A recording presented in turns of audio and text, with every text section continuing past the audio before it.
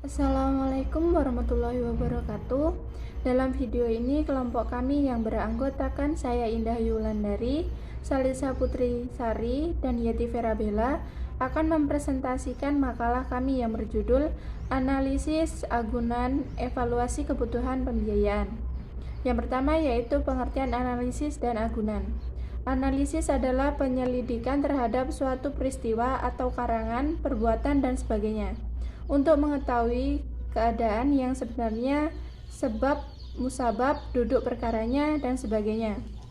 Agunan adalah jaminan tambahan yang diserahkan nasabah debitur kepada bank dalam rangka memberikan fasilitas kredit atau pembiayaan prinsip syariah.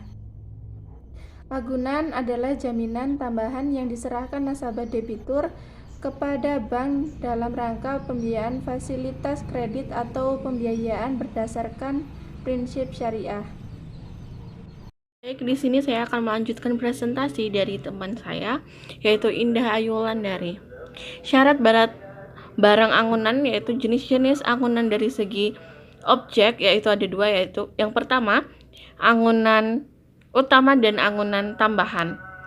Sedangkan jenis angunan menurut bentuknya yaitu ada tiga, yaitu jenis berwujud, yang kedua ada jaminan tidak berwujud, yang ketiga ada jaminan berupa orang. Evaluasi kebutuhan pembiayaan. Secara etimologi, dasar pembiayaan adalah biaya. Biaya menurut KBBI adalah uang yang dikeluarkan untuk mengadakan, mendirikan, melakukan, dan lain-lain untuk sesuatu. Sedangkan yang dimaksud pembiayaan adalah segala sesuatu yang berhubungan dengan biaya. Pembiayaan merupakan salah satu tugas pokok perbankan, yaitu memberikan fasilitas untuk pemberian fasilitas penyediaan dana untuk memenuhi kebutuhan pihak defisit unit.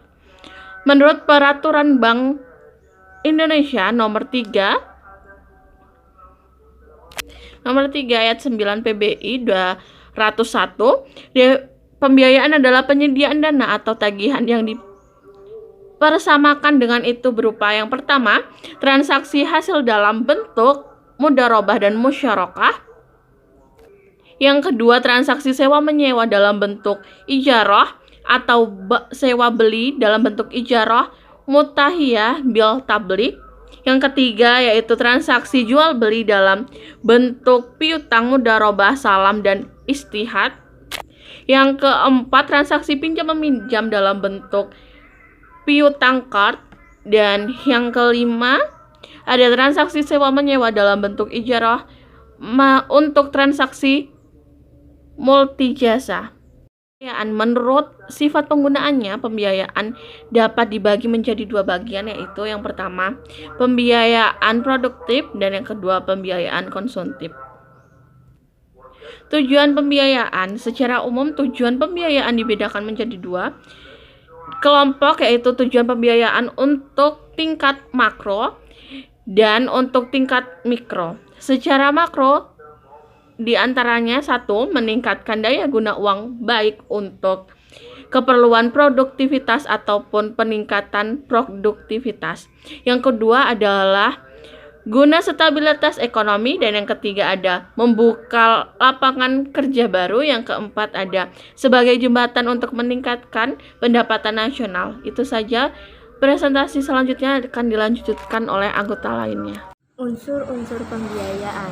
Unsur-unsur yang terdapat dalam pemberian fasilitas pembiayaan menurut Kashmir adalah sebagai berikut, yaitu kepercayaan, di mana kepercayaan diberikan sebagai dasar utama yang melandasi mengapa suatu kredit atau pembiayaan dikeluarkan. Suatu keyakinan pemberian dana bahwa dana yang diberikan benar-benar akan kembali di masa yang akan datang. Oleh karena itu, BTM Bina Masyarakat Utama dalam memberikan pembiayaan wajib mempunyai keyakinan berdasarkan analisis yang mendalam mitra untuk mengembalikan pembiayaan sesuai dengan perjanjian. Pembiayaan modal kerja. Secara umum, pembiayaan modal kerja adalah pembiayaan jangka pendek yang diberikan kepada perusahaan untuk memenuhi kebutuhan Modal kerjanya maksimal 1 tahun dan dapat diperpanjang sesuai kebutuhan. Perpanjangan fasilitas pembiayaan modal kerja dilakukan atas dasar hasil analisis terhadap debitur dan fasilitas pembiayaan secara keseluruhan. Pembiayaan fasilitas pembiayaan modal kerja dengan tujuan mengeliminasi resiko dan mengoptimalkan keuntungan bank. Hal-hal yang diperhatikan dalam melakukan analisis pemberian pembiayaan modal kerja yaitu jenis usaha, skala usaha, tingkat kesulitan usaha yang dijalankan, dan karakter transaksi dalam usaha yang dibuai.